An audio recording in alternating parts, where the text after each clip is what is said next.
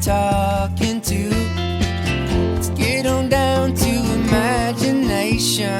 You are me and I am you. Super familiar. Super familiar. I wanna be super familiar. Don't be a stranger.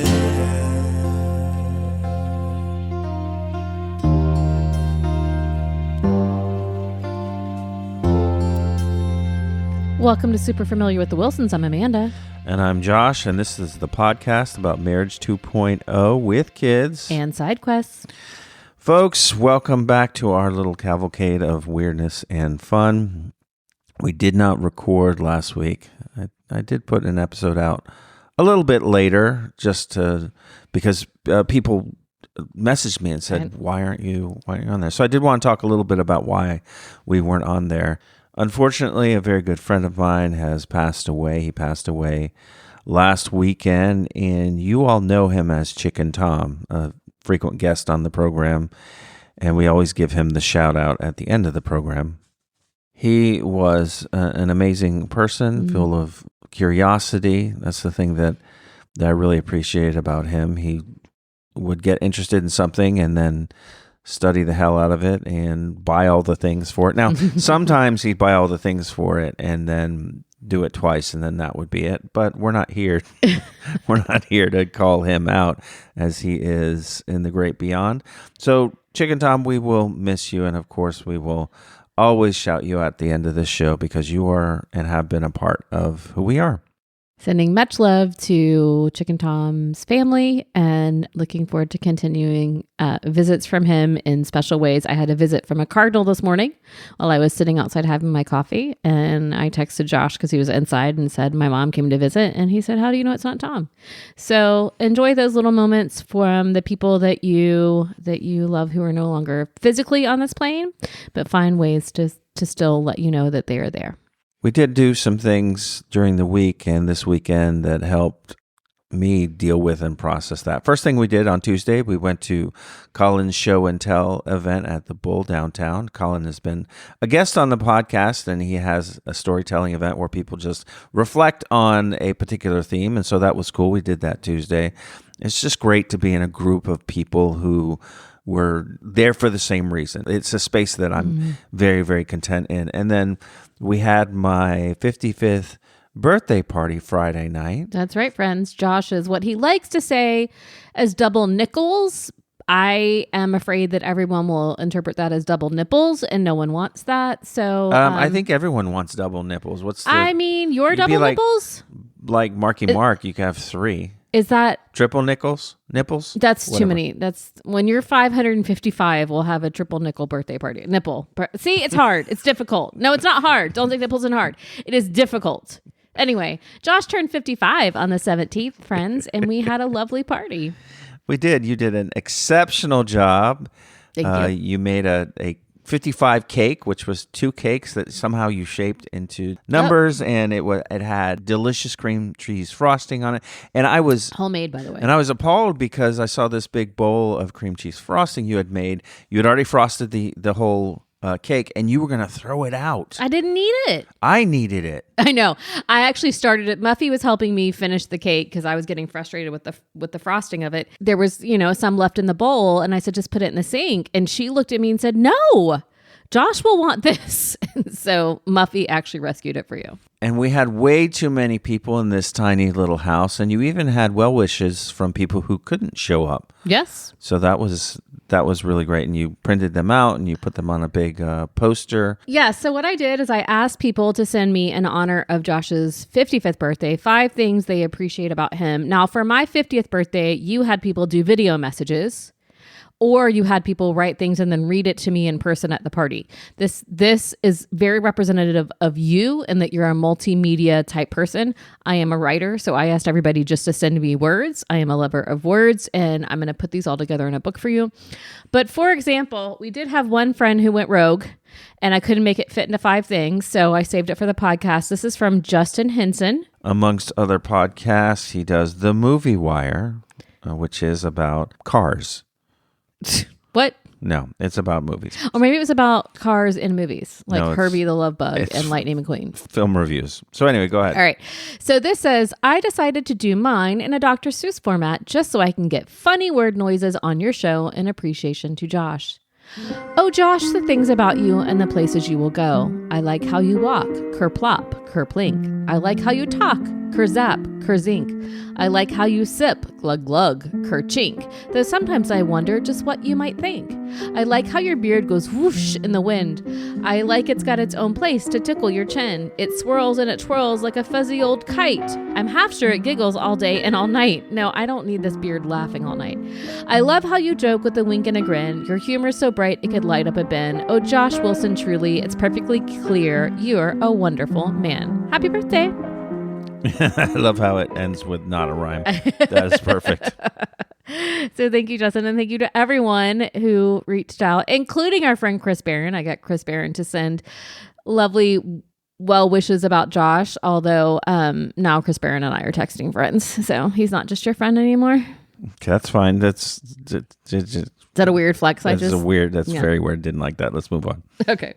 One of the funny things that happened is that we bought a drink container for the party. Like a beverage dispenser, a fancy one. And Winthrop, his reaction to this was surprising. So he took a look at it and he said, "We own this now?" I'm so excited. And then he hugged it. I know. It's the reaction you would expect if I had gotten him a puppy. Yeah.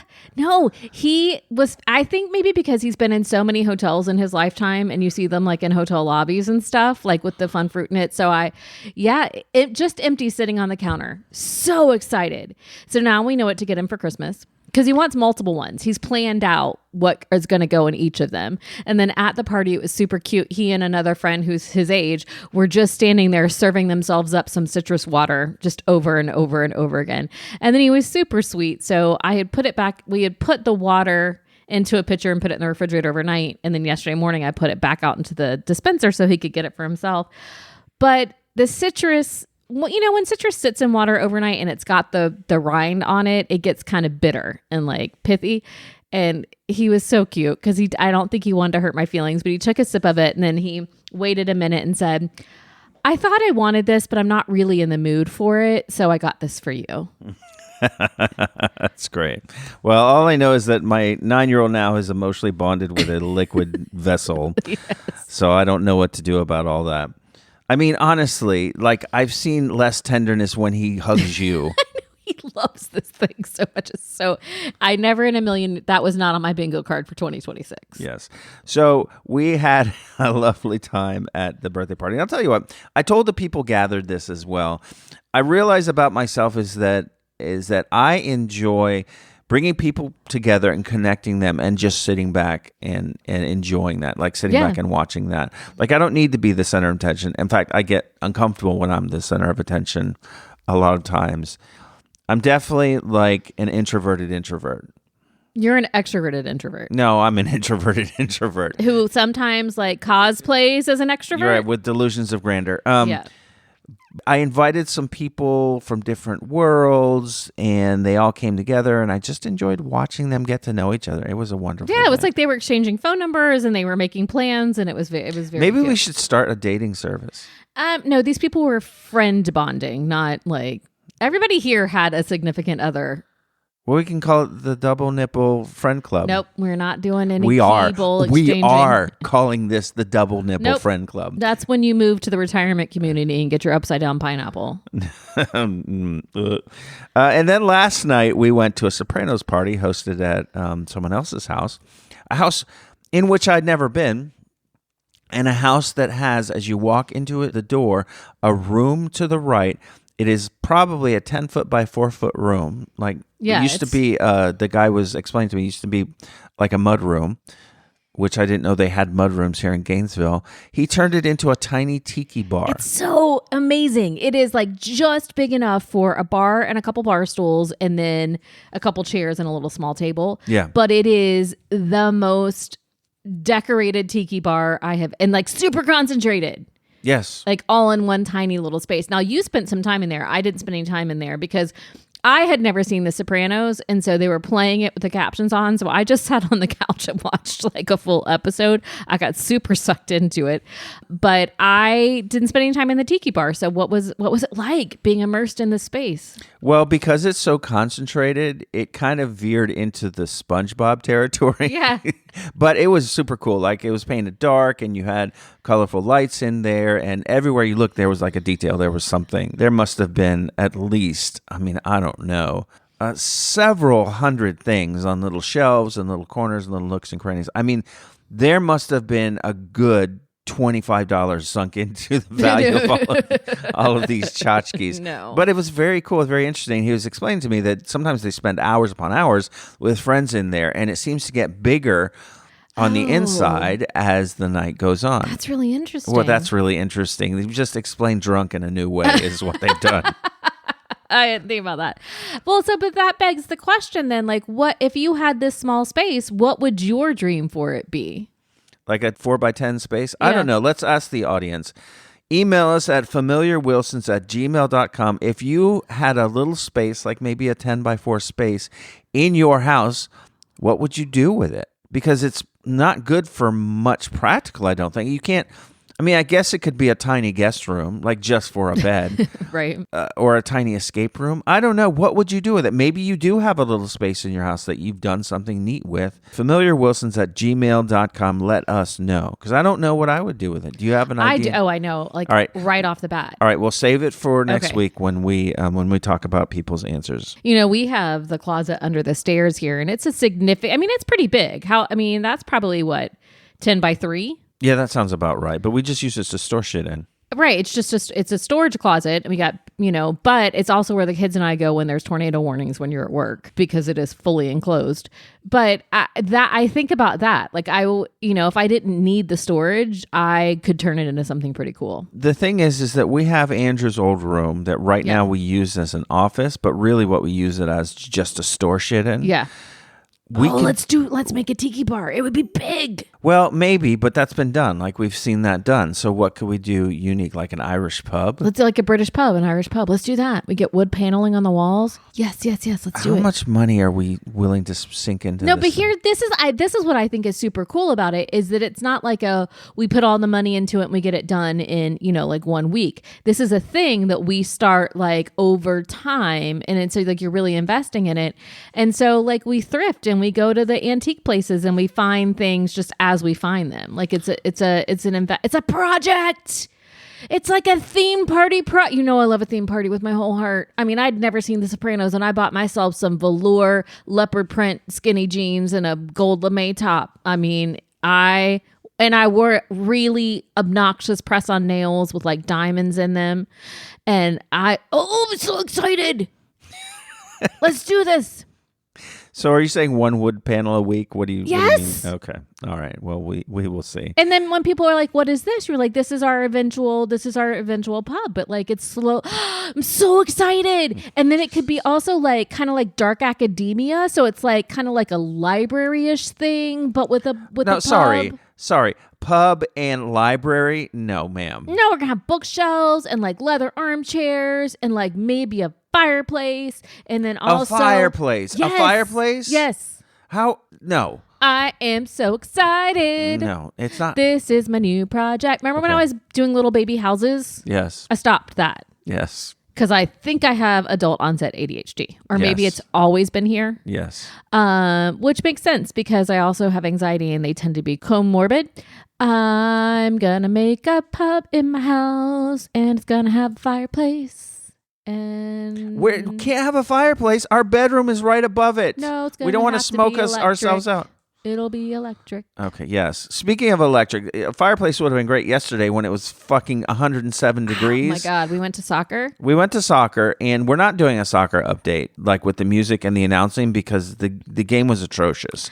Winthrop's team lost 4-0, at least 4-0. Could But have been he more. played really, really hard. He played well, but the headline of this story is that it was so damn Oh my God, it hot. was so bad. Like kids were like having to come out of the game because they were getting overheated. Like it was so bad. The game itself was so bad that God was personally offended, and he just started to turn up the heat Yeah. to drive the children off of the field. That's how bad the game was. 4-0, and it wasn't even close. No, but we are considering it a moral victory because Winthrop was so upset the first game when they won 6-0, but he was mad because his shots were getting blocked because this is the first time they played with goalies. Yes. The league he was in before, they didn't have goalies yet. He played really hard, but we had a lot of conversation about sportsmanship. And what I loved, my favorite part of the game was one of the opposing players fell and Winthrop went over and put his hand out and picked him up. And that was that is very class. nice. I like that.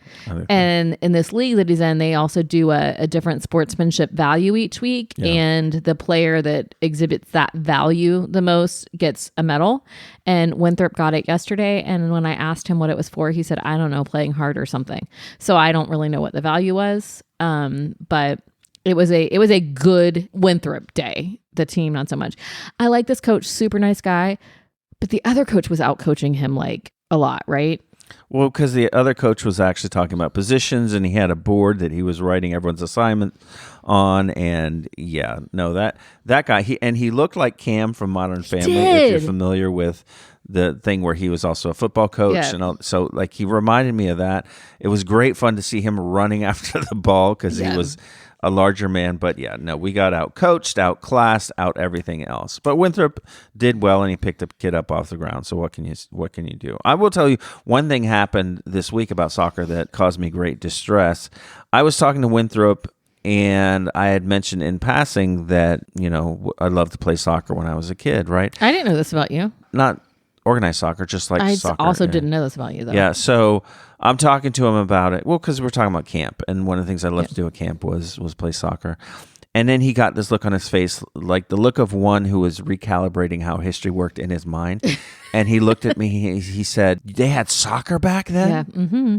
Yep. You're welcome. So apparently, before in his mind, I predate soccer. When did soccer? I predate the concept of kicking a ball around with intent. Like in the Iron Age, they got like goats' heads and kicked that shit around. Apparently, in his mind, I came before that. This is not a thing that I need on the lead up to my 55th birthday. Is him thinking that I was contemporaries with the creation of fire? I love it so much. No, I'm stuck back on our pub. I'm back here. Oh my God.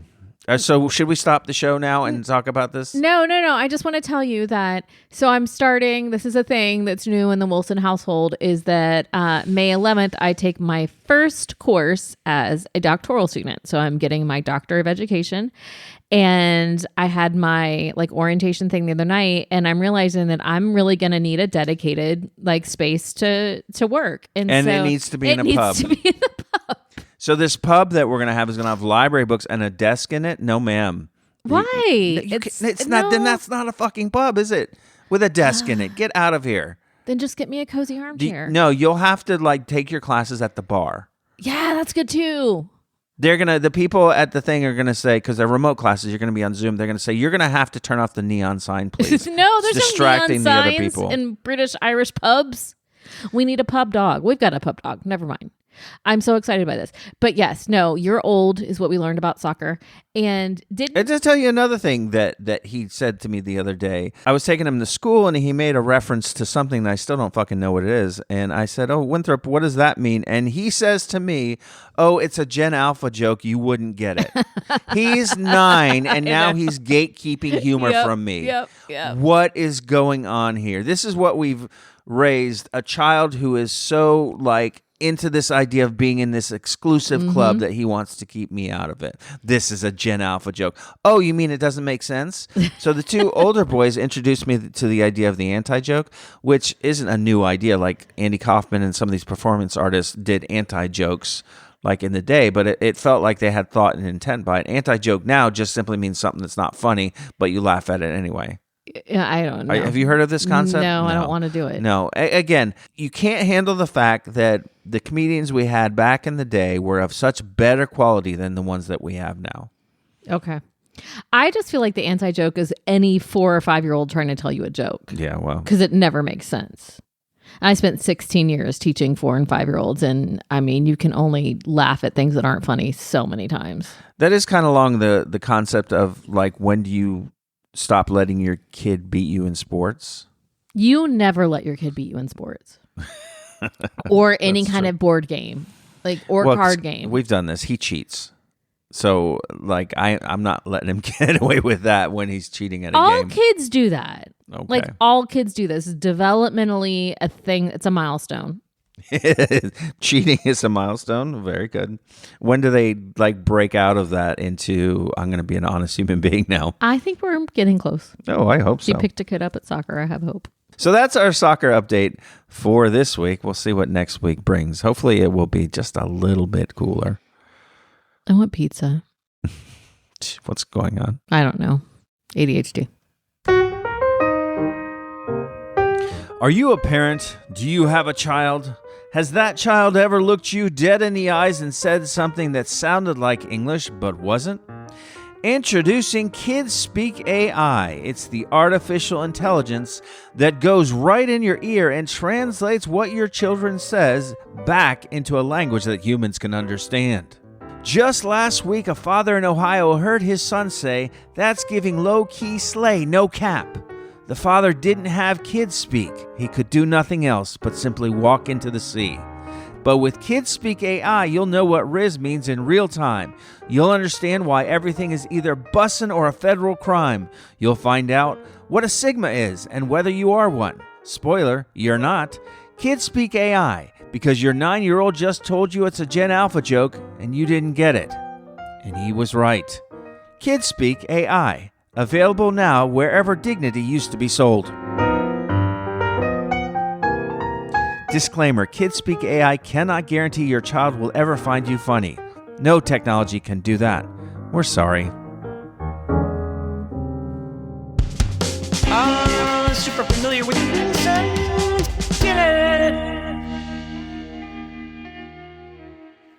Sometimes, Amanda, I make notes in my app here of things that I want to talk about, and they're not fully formed ideas. They're just things that hit me at any particular time, so I write down. So one of them was, I don't need commercials at my gas pumps.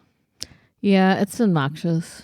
I get the fact that we are captive, right? There's nothing we can do there. We're not going anywhere. If you're wanting to catch someone at a weak moment where you're likely to snare them into buying your brand, at the gas pump is not the place. I wonder how. I mean, it's got to be effective. I really don't think it is. Because they keep doing it. I think that it's just to the point now where they're just trying to shove so much branding and commercialization all at us that they're just picking the most random places that, oh, we don't have commercials at gas pumps yet. Oh, well, let's do that. It is really like a 7-year-old kid has come up with this. It's like, oh, this will be a good idea. Like, what's next? And I don't have any sort of joke saying, oh, what's next, on the toilet paper. Although that's an idea on the toilet paper, because people spend a lot of time in the toilet, and they could be browsing on their phone, or they could be reading the ad on the toilet roll. I think that there are TVs that go on the back of the stall doors, so that, I mean, I've seen this places. Well, I've seen TVs on top of urinals, on the wall behind urinals. Yeah. But again, like, I don't want to be like watching the game, get excited, jump up and down, and then I've like sprayed the entire rest of the restroom. But I just think they need to stop with all of the advertising everywhere, because it's going to get to a point where we're all just going to get sick of it, right? And But we're going to revolt. That's not happening. All I'm saying is that I get to the gas pump, and it's so loud. It's so aggressive because it needs to be. They need to have gas stations that advertise no commercials at pumps, and people will go to that one because it's just a little less annoyance during your day. I have seen somewhere on some social media video that there is a way to mute it. Oh. But I don't remember what it is. Like, it's like, besides smashing the screen, there's like a way that you push a button or something, and then everybody was like, oh my God, that's the best thing to know ever, because everybody's annoyed with it. So I think we can do a little research and figure out how to at least mute the thing. This is a serious issue. I think it's a human rights issue. I need to be able to be at the pump pumping the ridiculously expensive gas. I was going to say, already annoyed because it's so expensive. Yes. And I just need a quiet space. Yeah. Where I can consider my economic grief. Yes. So stop it. Agreed. Stop yelling at me. And gas stations, you want to attract people, don't need coffee, don't need donuts, don't need a car wash. Just promise people that you're not going to have mechanized yelling at them during their gas pump experience. And let me tell you, that will do it. And if you're a listener and you know how to make the thing be quiet, please write in and let us know. familiarwilsons@gmail.com. The other thing I noticed about myself is that my hair, such as it is, I keep my hair shaved, bald, right? Sometimes I let it grow out. Well, I'm noticing now that the hair at my temples, when it comes out, it's graying. Yes, friend. If you're looking at me from afar, I've let my hair grow out a little bit. The hair at the temples is graying, and then there's a strip of hair that's coming before the tragic place where it decided to stop growing, and then there's the bald part on top. I look like I have a tonsure. I look like I have one of those haircuts that monks have, where it's just a strip going all the way around, kind of like a toilet seat. I don't need that. I don't need to look like a monk. I don't need people coming up to me and trying to give me confession. Well, since your beard is gray, if you let the temples grow out, it just looks like your beard is taking over. Well, I mean, I wish my beard would take over and go all the way up. Maybe I should grow my beard out. I've thought this before, so that it's like a couple feet long, and then just tie it above. Oh, yeah. Like, do your ears hang low? Do they wobble to and fro? Can you tie them in a knot? Can you tie them in a bow? But it's your beard. What the hell just happened? You know that song? I don't. I don't. Okay. I think that I've heard that song, but ears wasn't the No. thing that was hanging low. Do your ears hang low? Do they wobble to and fro? Can you tie them in a knot? Can you tie them in a bow? Can you throw them over your shoulder like a continental soldier? Do your ears hang low? I don't think we have rights to that song. I don't think that song is anybody's wanting you to pay anything for that song, because I think it's really old. You know what? It occurred to me something about this Sopranos party. So I was going to wear a velour tracksuit. Yes, but you've lost the pants. But I lost the pants, and also my friend Mike O'Malley, last time I saw him, I was wearing the top of the tracksuit, and he couldn't stop touching it. Well, you were very, very soft. It was very soft, and he was under the influence of several Guinness, as I say. Guinness, yes. And so I determined that I would not wear that to this party because he would be at the party. And Did you want him rubbing on you all night long? Did not want to be felt up by Mike O'Malley, as wonderful as a guy as he is. So I was looking at what people would wear in the Sopranos, and Tony has an outfit where he's just wearing one of those untucked shirts that's straight across the bottom, and a tank top and chains and a pinky ring and all that. And I said, I can dress like that. And I realized that aside from the pinky ring and the chains, that was just what I wear going out. Yeah, no, this is normal clothes for you. I gave you the chains I owned, and the pinky ring was what, your high school ring? Yeah. So you even owned the pinky ring. Yes. Like, pretty much all of this was still in your possession. So this was a party that was specifically designed for people to dress up as people that they weren't usually, and I just basically came as myself. You did. It was so good. I had to go, thankfully, source my outfit from secondhand stores. I did not own any gold lame nor velvet leopard print. And another thing, we need to not call baby spinach baby spinach. Oh, right. We were talking about this. We should call this the ADHD podcast and we should just let it fly because sometimes I do editing to make things make sense. Yeah, I know. And I might not do that anymore because I am double nipples right now and I don't know that I care anymore. But is double nipples 4 nipples or just 2 nipples? Because we're already using the plural. Double nipples. Because double nipple would be 2 nipples. So 4 nipples would be like a party for dogs. Yeah. With 6 nipples, that would be pigs and cats. I don't know. What are we talking about? We're talking about ADHD. So I feel guilty whenever I eat baby spinach because it's baby spinach. You get the image of like this innocent little plant like looking up at you saying, oh, is he going to take me out for a ride? Am I going to the park? And then I eat it. You don't feel bad when you eat the animals though, friend. No, because I don't eat baby animals, by the way. Yeah. So we need to call baby spinach something else. Yeah. Okay, what would you call it? I don't know, small spinach? Why can't we fucking just call it spinach? Why do we need to call it baby? Because there's a difference between the leaves of the adult spinach and the baby spinach. Mature spinach and immature spinach? You know, immature sounds like they're telling jokes that are just like... It's not ready for you. I don't know. All I'm saying is that we need to not refer to food in anthropomorphic terms. Okay. So there's no need to call it baby spinach. Oh, what did you do last night? Oh, I ate the baby. No, we're not. Big spinach, small spinach. Done. Good. Well, to wrap up this ADHD section, as it turned out to be, if the shape of your pasta materially affects your evening, you need to sit quietly and contemplate your life choices. Did the pasta offend you last night? No, but that's a thing. Like people are like, oh, I like this pasta shape. I don't like that pasta shape. It's pasta. It doesn't matter. It does matter because some of it you're that person. Some of it holds sauce better. I don't know. We had really good baked ziti last night, so that's all I'm going to talk to you about at the Sopranos party. Forget about it. Email. It's time for emails. Again, if you want to email us any little old thing, familiarwilsons@gmail.com. We get emails often, and we are happy to read at least some of them. Now, if they go on too long, we're going to edit. But just know that you're going to get that. So friend Leo emails us. He says, I always want to email you after every episode, but life be lifin'. He said, loved each of your guest episodes, but especially found Madison's episode fascinating. Mm-hmm. Madison was the one who was an embalmer, so go back a few episodes and listen to that.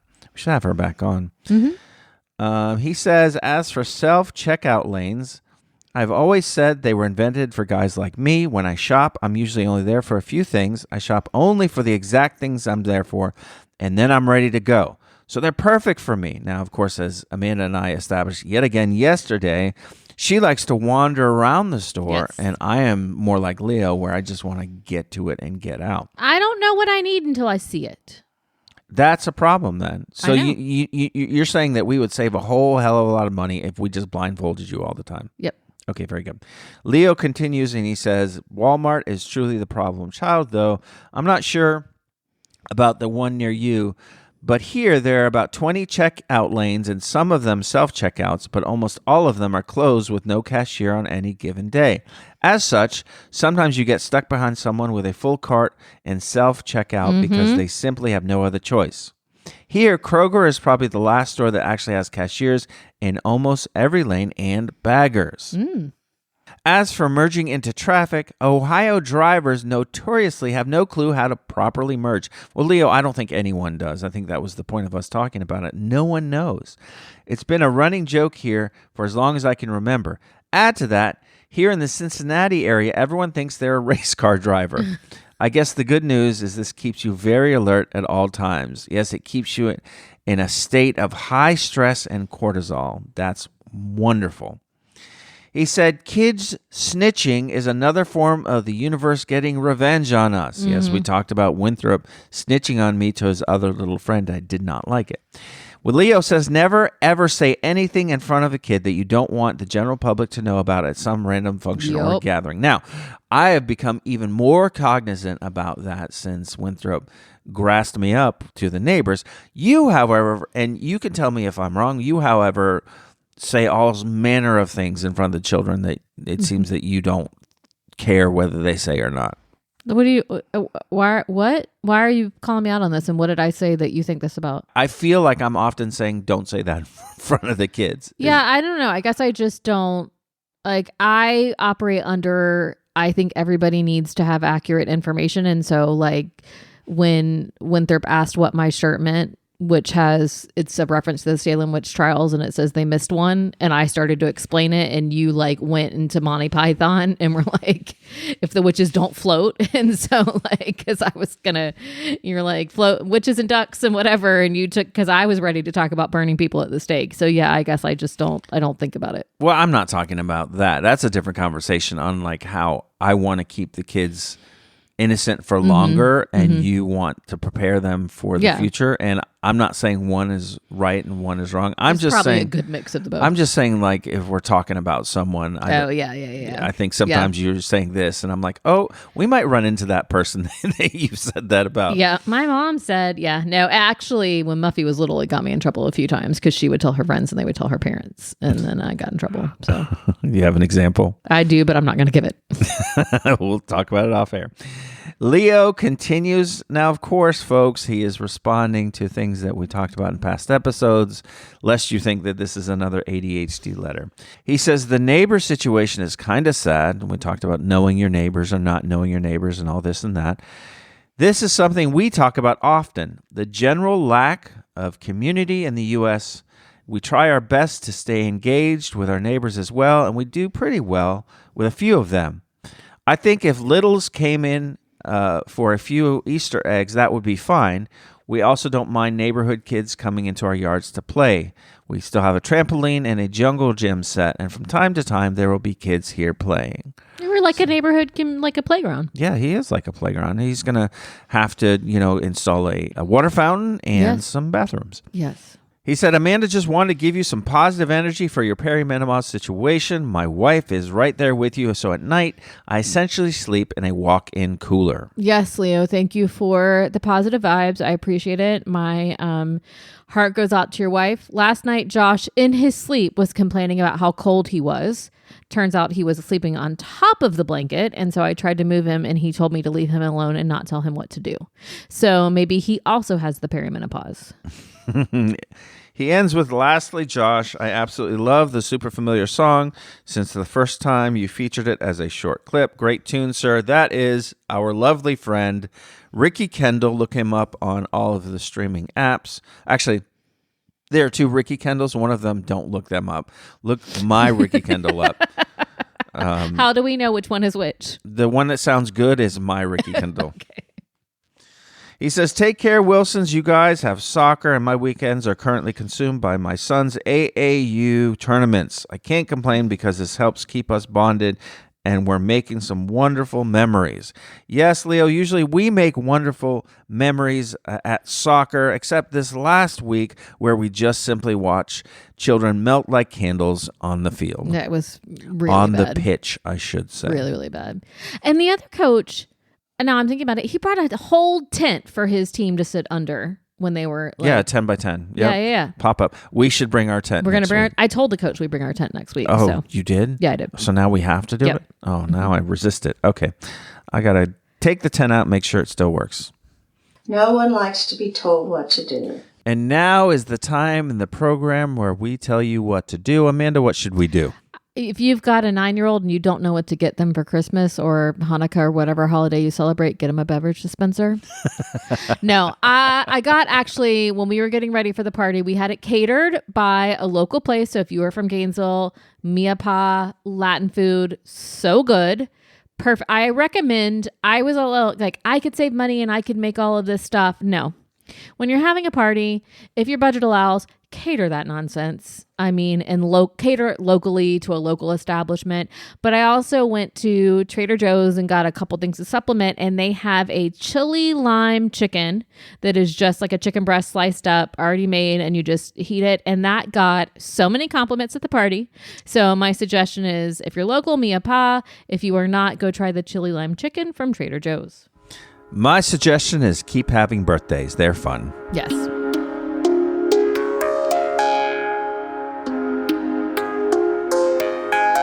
All right, Amanda, that's all there is. There is no more double nipples. Triple nipples? No. Quadruple nipples. What'd you think of that mess? I enjoyed it, but my brain has always been all over the place, so I have no problem tracking it. I hope good luck to all of you out there in listening land. I wonder if people will enjoy that because that's the way they think, or they'll just say, I cannot do this because my kids do this all the time. I don't know. All right, well, the dog is jumping up. Because trying I to went get and at got the, a piece of yep, pizza. I told you I wanted pizza. Trying to get at the pizza that you are now eating while we're recording. So let me hurry up and thank all the people before the dog wrestles that pizza out of your hand. We'd like to thank, as always, Justin, Matt, Antonio, Josh Scar, Daniel J. Buckets, Chicken Tom, Raise a glass. Monique from Germany, Leo, Joey, Ryan Baker, Refined Gay Jeff, Kate and Tony, Mark and Rachel, Dan and Gavin. We need to have a shirt that says Kate and Tony, Mark and Rachel, Dan and Gavin. Wasn't that a thing? Oh, yeah, because it would be like Ross and Rachel and da-da-da. Yeah, like famous couples. Yeah, Yep. yeah. Very good. We're doing it. It'll be on sale soon at the Familiar Wilsons merch shop. Email us about any old thing at familiarwilsons@gmail.com, particularly if you have a small space in your house and you've done something creative with it. Or you know what you would do. Yeah, that's right. We are happy to be back in the saddle. I missed not doing it last week. So thanks for joining us and continuing to join us. Remember that the most important thing in life are the deep connections you make with other people. And I would also like to open it up to listening land. If you want to send us 5 things you appreciate about Josh for his double nipple birthday, please email us at familiarwilsons@gmail.com. All right, folks, until next week, bye. Bye.